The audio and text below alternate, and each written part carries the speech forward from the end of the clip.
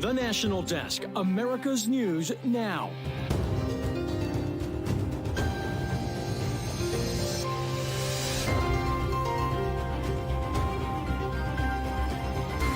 As I sat down for my own batch to open up, the fire alarm went off.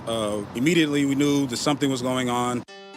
Threatening the system, election offices in multiple states received letters containing fentanyl. And there will be pauses in fighting in Gaza, but no ceasefire as negotiations continue to get the hostages back home. Plus, the Hollywood strikes are finally over. Just ahead, how quickly your favorite shows may come back on the air.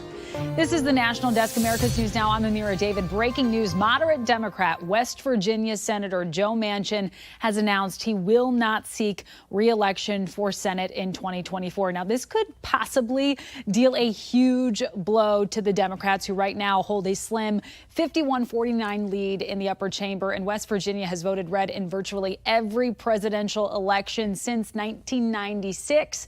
In next year's election, Democrats will have to defend 23 Senate seats against the GOP's 10, giving Republicans a much greater chance to regain control of the Senate. But the senator, he is not done with politics just yet.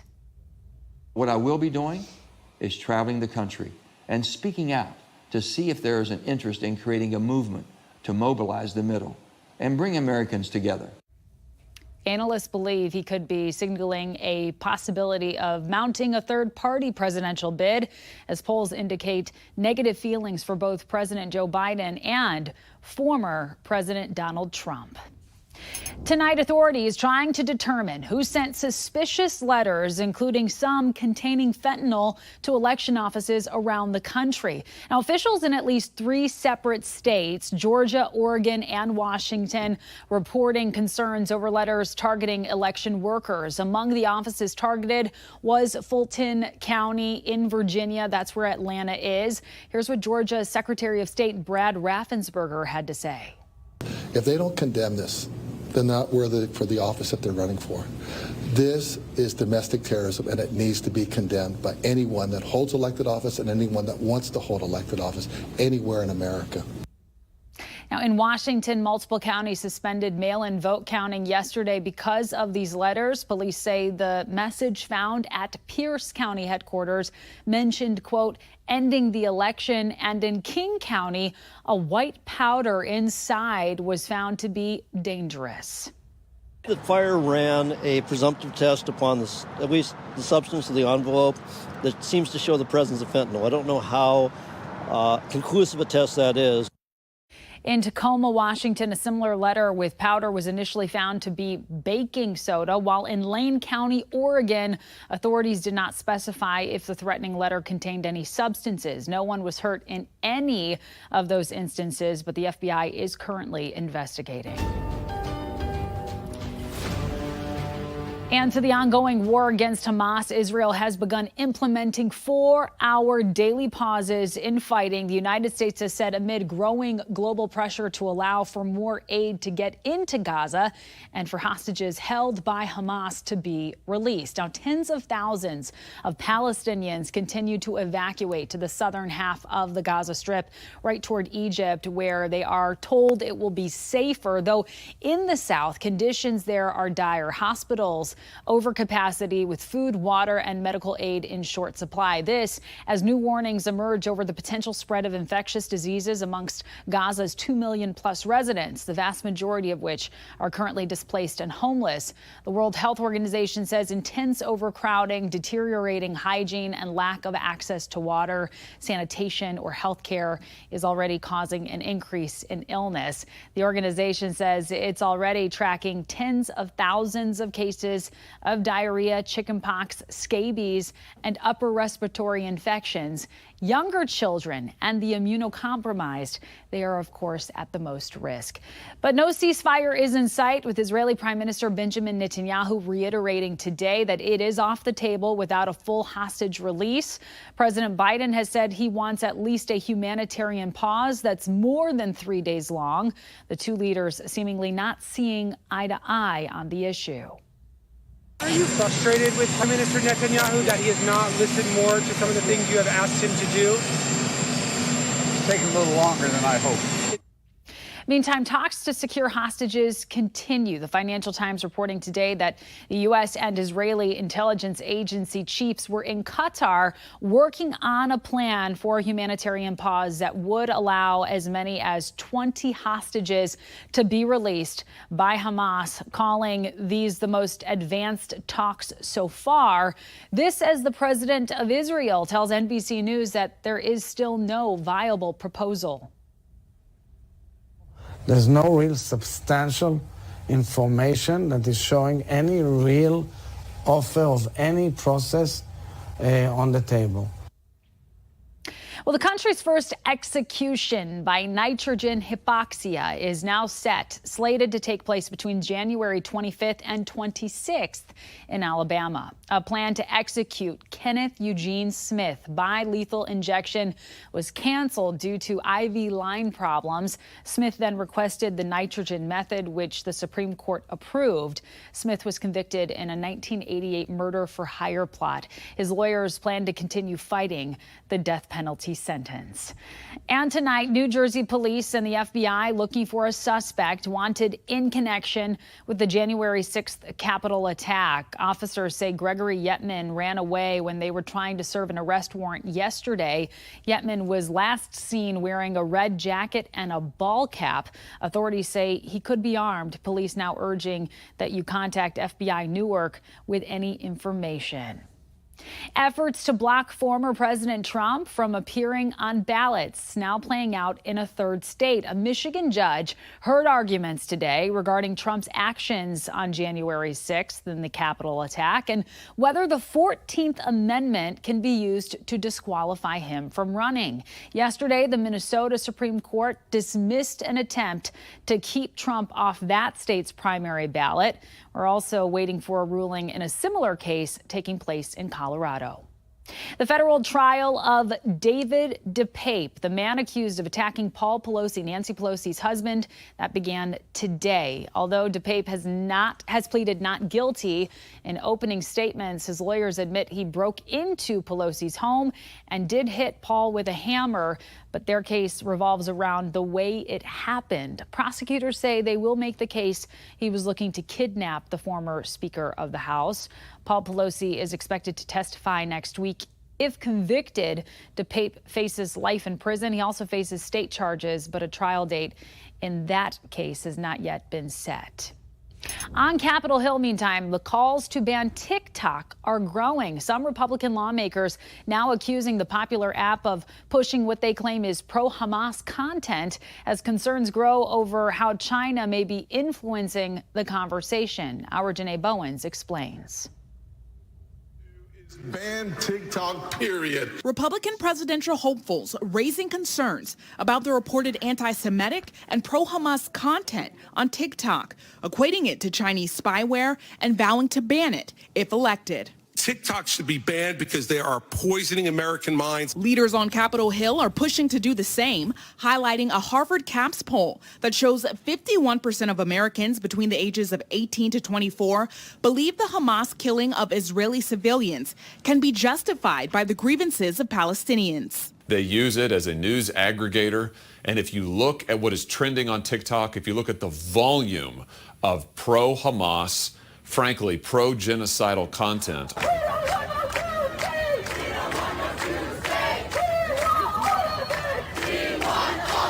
An Axios report shows posts with hashtag Stand With Palestine has hundreds of millions of more views than posts with hashtag Stand With Israel. It could become the dominant news platform in America, is controlled by a Chinese company that is at the behest of the Chinese Communist Party. Senator Josh Hawley called on the Committee on Foreign Investment in the U.S. to take action and wants the Senate to pass his bill that would ban TikTok. It is a backdoor for the Chinese Communist Party into the private lives, movements, and data of every American who has it on their phone.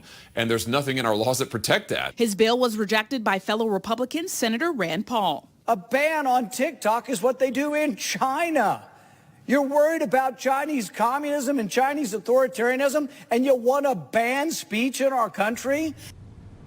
Amira, TikTok refutes claims that they are pushing pro-Palestine content over pro-Israel content, and they say recent data analyses are false. Now, they also say they've removed millions of fake accounts, videos, and comments that violate their policies, including content promoting Hamas.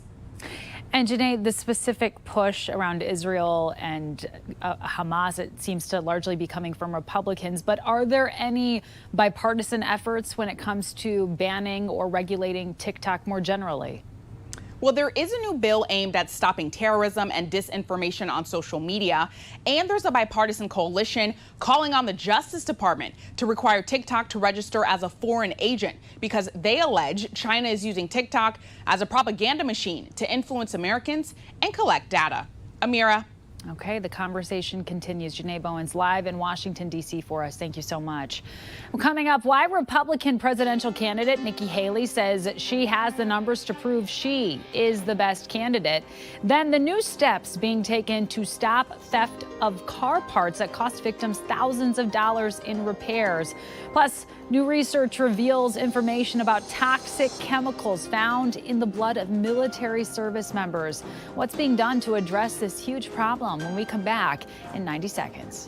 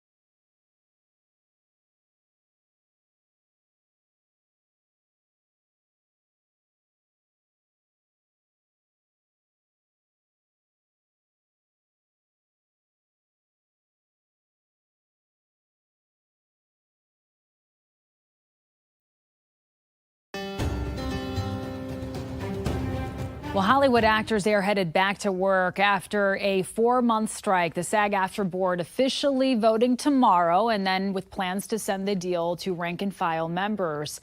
While exact details are unknown, Union President Fran Drescher said today the new agreement on how to handle AI in production was the final piece of the puzzle. They didn't have to ask for permission for anything, and now they have to ask for permission for everything. The last piece was put in place very late in the evening, the night before we passed without objection. Broadcast series began pre-production almost immediately as the news broke last night. And because the writers' strike ended last month, some scripts, in fact, have been written and TV shows could start filming as early as November 27th. Many of our favorite shows are now targeting a 10 to 13 episode season and may be ready for consumption by early next year. Looking forward to that. Meantime, in Las Vegas, another strike ended yesterday. The Culinary Union and Caesars Entertainment Group agreed to a 5-year deal. The union is still negotiating with other major casinos and hotels under the MGM Resorts and Wynn Resorts labels and are threatening a walkout beginning tomorrow. The MGM CEO said he is confident a deal will be worked out very soon. Another debate night, another absence by the leading frontrunner Donald Trump. It was a missed opportunity for some, but it was a great opportunity for others. Chief political correspondent Scott Thuman looks at why one of those contenders argues she's got the best shot. There's no denying Donald Trump has a commanding lead among Republican contenders, but is someone else making significant moves. They're 5-inch heels, and I don't wear them unless you can run in them. Nikki Haley's star rising enough to make some headlines as she tried Tuesday night to knock Ron DeSantis from the second spot and stood out while lashing out at Vivek Ramaswamy. In the last debate, she made fun of me for actually joining TikTok while her own daughter was actually using the app. Leave my daughter out of your voice. Here's the truth. You're just the easy scum. answer. While CNN polling shows Trump with a massive lead, more than 40 points over anyone in the field, Nikki Haley's team points out she actually has better odds in a general election scenario against President Biden, a 6-point lead versus Trump's 4 points. I crushed Joe Biden in every single poll. That's what Republicans need to focus on. And as often the case, Trump taking a swipe at anyone he sees as a threat. 7% for Bird Brand. You know Bird Brand? Finding unity among voters, though, won't be easy. Haley tried with a more nuanced approach to the topic of abortion, which has hurt Republicans at the polls ever since the Supreme Court overturned Roe v. Wade.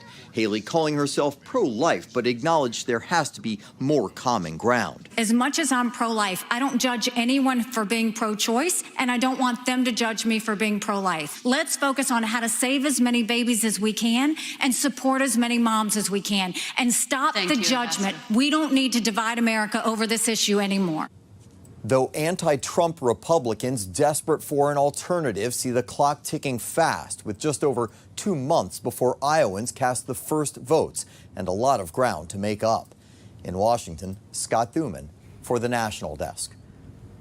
Scott, thank you. The decision to move the FBI headquarters from D.C. to Maryland, sparking major backlash after it was just confirmed yesterday. Today, Director Christopher Wray said he's worried about a potential conflict of interest in the process. Senator Mark Warner also called for an investigation, but the head of GSA said those concerns are unfounded, and it's unclear when the relocation process will start. A new report shows jobless claims, they ticked down to 217,000 last week. They reflect how many Americans were laid off. On the other hand, continuing claims have increased, suggesting many people who are already unemployed are having trouble finding a job. The numbers still indicate a resilient labor market in the face of high interest rates. Meantime, oil prices are up again after reaching a 3-month low, but slowly. AAA now saying the average fell to $3.40 a gallon today. That was down about a penny from yesterday and 5 cents from last Thursday. It's also 41 cents lower than this day last year. We have reporters all across the country in your neighborhoods covering the issues that matter most to you. We are taking the pulse of America. It's the question of the day. Did you feel the earthquake last night? Yes, I was awake this morning when it happened. I didn't feel it. I guess I slept through it. So I was asleep, and then I got woken up. No, I did not. The 5.2 magnitude earthquake captured on one of our east side weather cameras around 3:27 a.m. And check out this similar sight from our camera up in Roswell, New Mexico. This video coming to us from a viewer in Northeast El Paso, the quake even triggering an alarm system.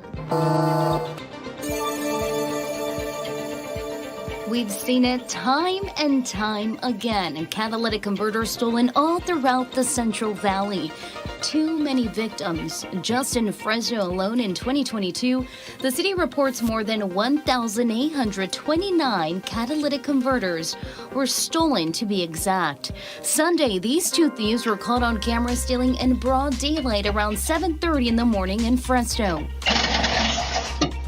In less than a minute, it was done and the catalytic converter cut loose, leaving the victim with thousands of dollars in repair. But Assemblyman Vince Fong now hopes his catalytic converter deterrent bill will help lower that number.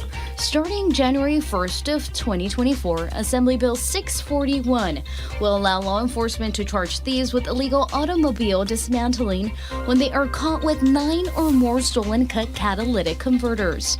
That's if they cannot provide a license. The backyard now features an outdoor kitchen, fire pit, and canopy in addition to a pool. A convoy full of St. Lucie County deputies and Home Depot employees made their way over to Deputy Ellison's home in Port St. Lucie around 8 this morning.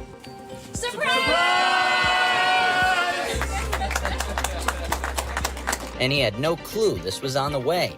Deputy Ellison, an Army veteran honorably discharged in 2010 after deployment to Afghanistan, looked on as Home Depot volunteers assembled his new yard. According to Home Depot's website, the hardware store chain will complete a few hundred of these projects this month for veterans across the country.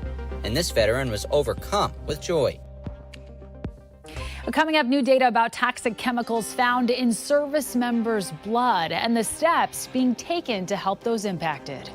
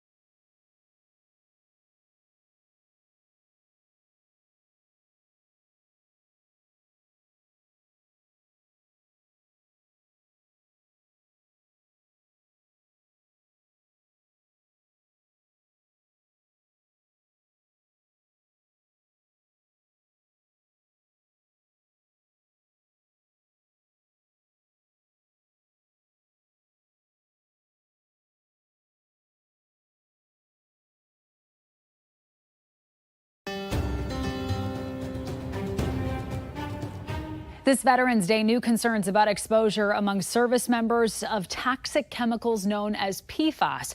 Our Chris Daniels examines the new data and new efforts in Washington to get care and compensation for those who need it most. They told us it's soap and water, and we believed it. We slathered ourselves in this stuff. Retired Air Force firefighter Kevin Ferrara recalls working with AFFF, firefighting foam we now know was made with PFAS, toxic forever chemicals that have been tied to a host of health problems. Today, the central Pennsylvania resident has made it his mission to help firefighters understand the potential risks. These firefighters talk all the time. They're like, Kev, I have no idea what the health risks are. Can you help me out? Usually the first question I get is, am I going to get cancer? A first-of-its-kind federal study found that elevated PFOS, a PFAS chemical, in the banked blood of Air Force service members was associated with testicular cancer. We're calling PFAS the new Agent Orange, which is, it's frightening because you look at what the DOD has done to veterans that were exposed to Agent Orange. They strung them along for decades until they finally recognized it. Congress mandated that the Department of Defense offer blood tests to military firefighters to look for PFAS chemicals in 2020. The first results were reported to Congress this year. Spotlight on America dug through the data, finding that more than 9,100 firefighters opted for a blood test in 2021. We took the results to PFAS researcher and former West Virginia University professor, Dr. Alan Ducotman. When you get to the 95th percentile, which is 5% of people, those exposures get to be quite high. And then when you look at the range, there's some people with extraordinary exposures, and there's every opportunity to figure out what those people are doing.